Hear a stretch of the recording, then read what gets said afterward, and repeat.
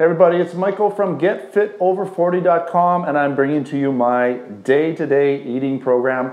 I do get asked quite often about my macros, about what I eat, a lot of different things regarding my training, but food is sort of a hot topic, and I have discussed it in the past, but I kind of wanted to go into maybe perhaps a little more detail. Now, this isn't contest prep stuff. I will be making a separate contest prep video where I'll discuss eating, water management, training up for contest, all that kind of stuff, all the details pertaining to contest prep. But that's not this video. This is basically my day-to-day eating. And right off the bat, you might find it surprising how dirty I eat. A dirty eater in some regards. I wouldn't say I eat clean. I do eat clean when I'm getting ready for competition because I got to get the water and the salts and all that out. But,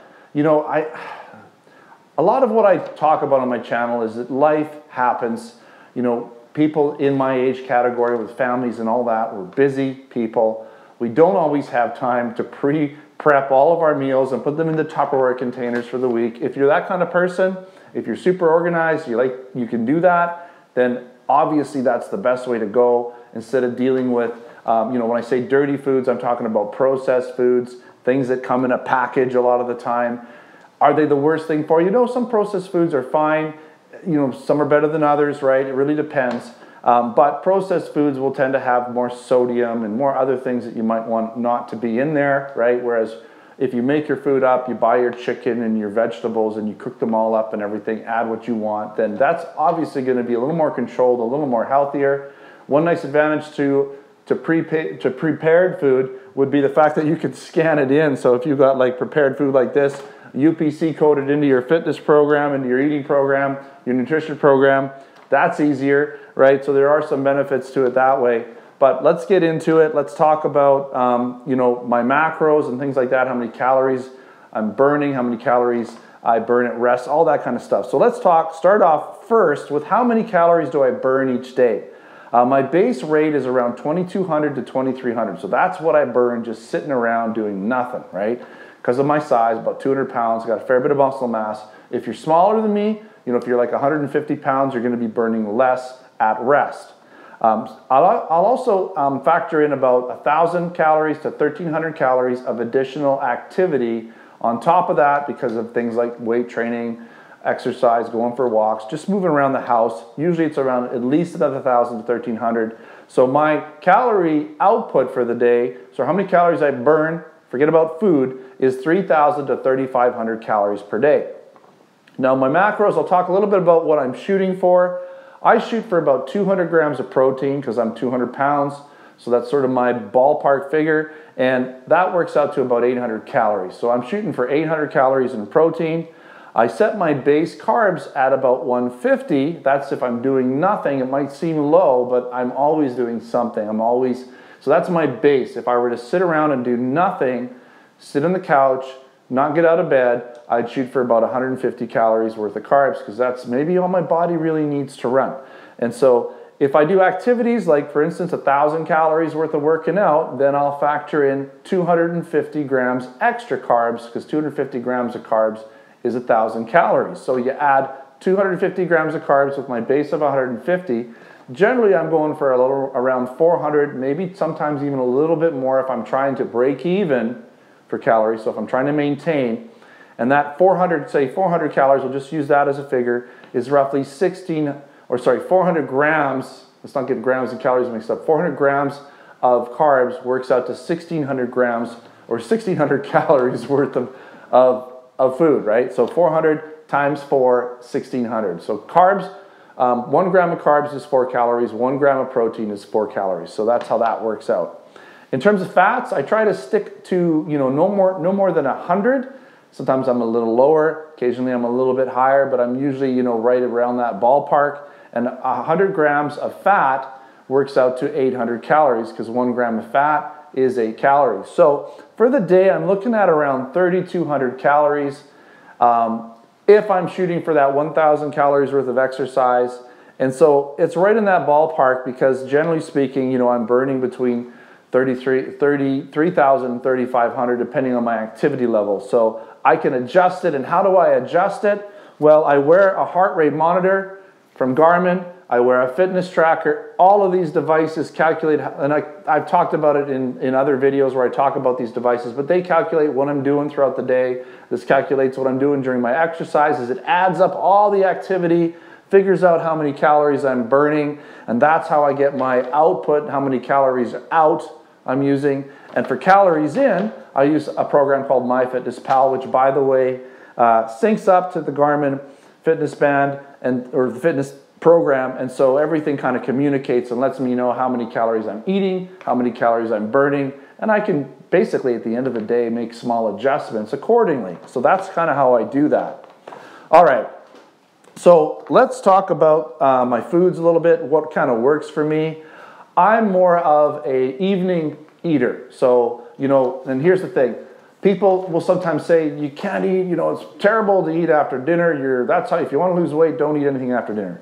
Well, the reason for that is because perhaps a lot of people like a big breakfast, a big lunch, and a big dinner. So by the time they finish big breakfast, big lunch, big dinner, they've eaten all the food they should eat. So if they eat anything else after dinner, you're going to gain weight, right? That's why, okay? Now, if you're like me, I don't eat a big breakfast.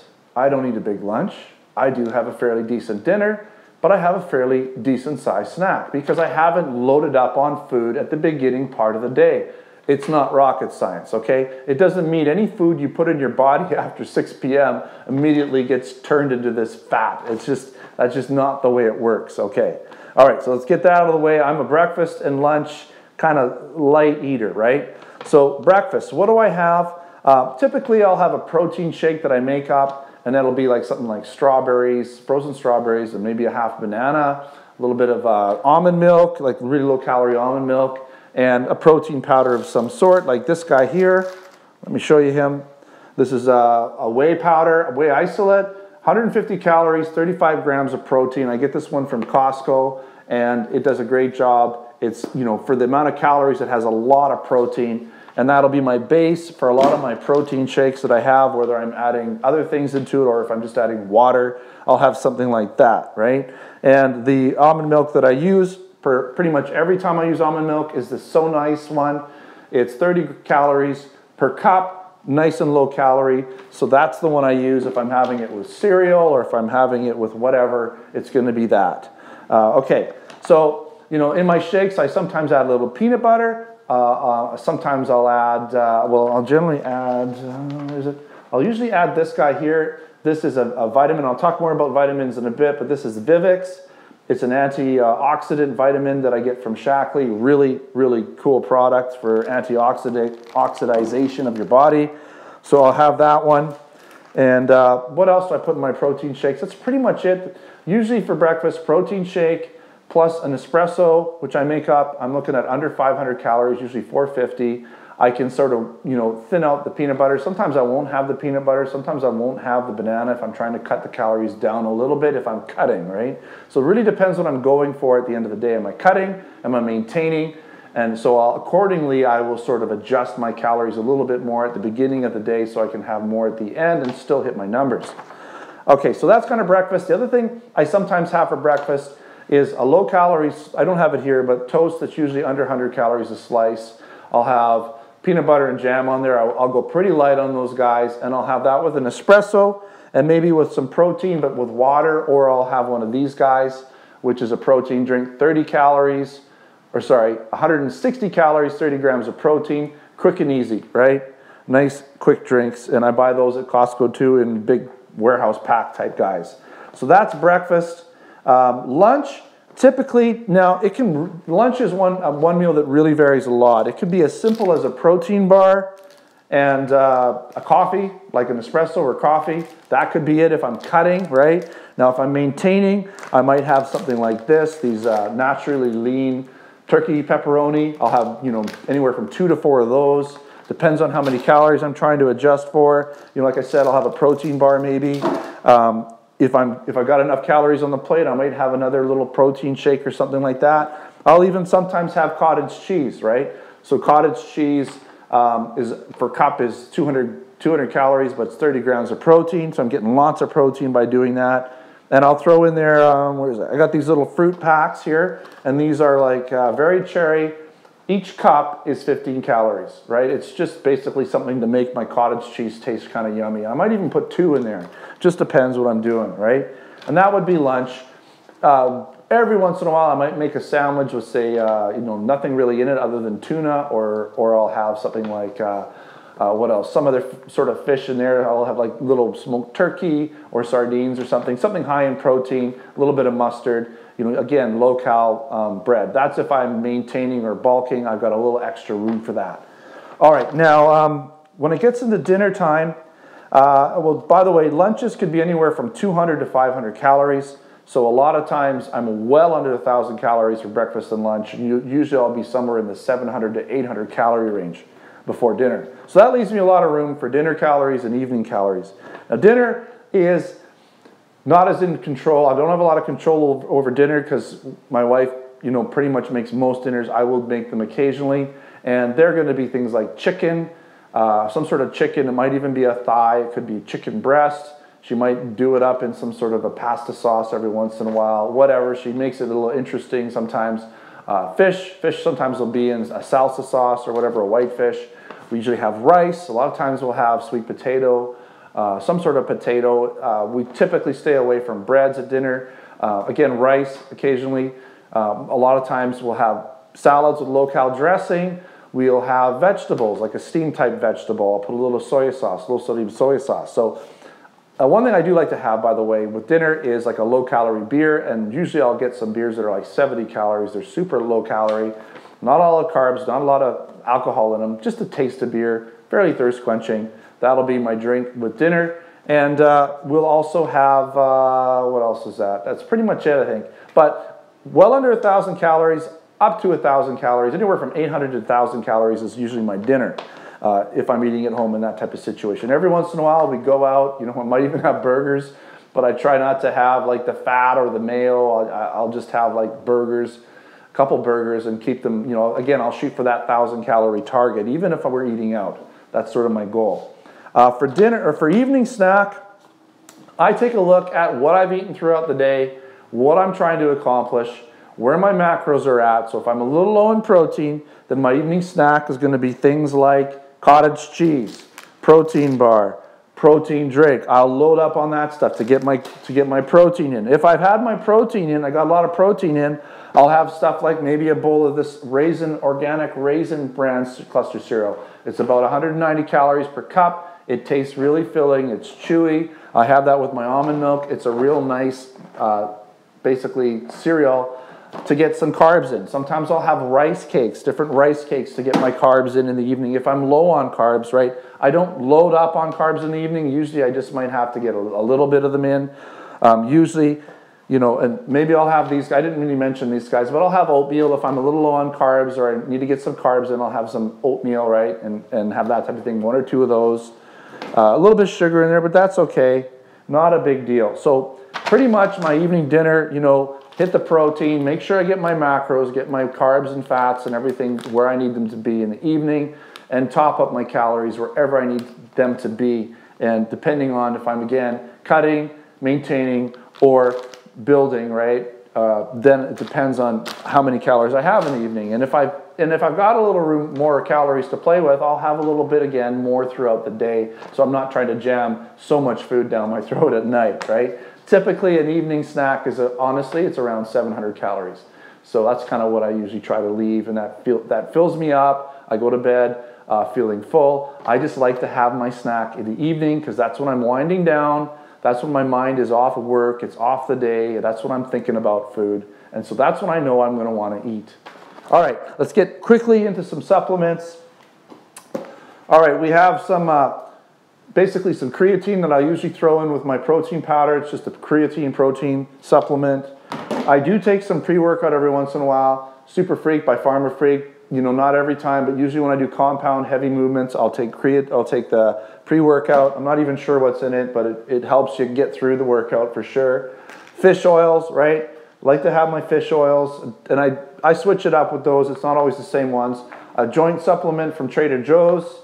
We'll get back in there. Calcium, magnesium, zinc, vitamin D, Another joint supplement from Shaklee. I like to have the joint supplement because, you know, at my age it's important. B complex, right? So vitamin D, vitamin B. I've got all these tablets, and these are basically what are they? Electrolyte tablets. So a whole bunch of these are electrolyte tablets. Because of the amount of working out that I do, I need to replace my electrolytes. I also have vitamin C tablets I add to my water, so my bottled water or whatever, or cups of water. I like to have, and these are like 0-calorie drinks, so it's just giving me electrolytes and vitamins that I need. And then I also have this, it's called Vitalizer. It's another Shaklee vitamin. It's a multivitamin that comes in packs and gives me all my vitamins that I need for the day, including fish oils and things like that. So that's pretty much it. I mean, it's not rocket science.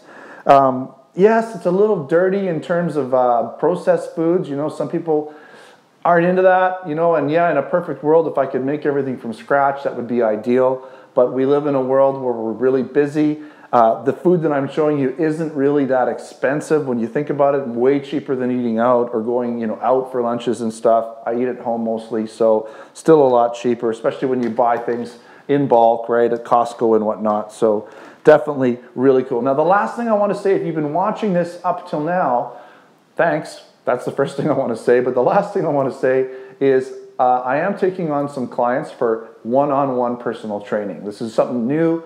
If you live in the Langley area or really close to the Langley area, contact me at mike@getfitover40.com. And I don't really even know how many I'm going to take on, maybe just a handful, like 2 or 3 to start, and to see how it goes in terms of price. It really depends what you're looking for, how many times you want me to do the training, you know, what we're looking for, how long you want it to go on for, because a lot of the work is involved in just sort of setting that person up. So if you want to go a little bit longer, you can spread it out. We'll figure it out. Anyways, let me know what you're looking for. Again, Langley, one-on-one personal training.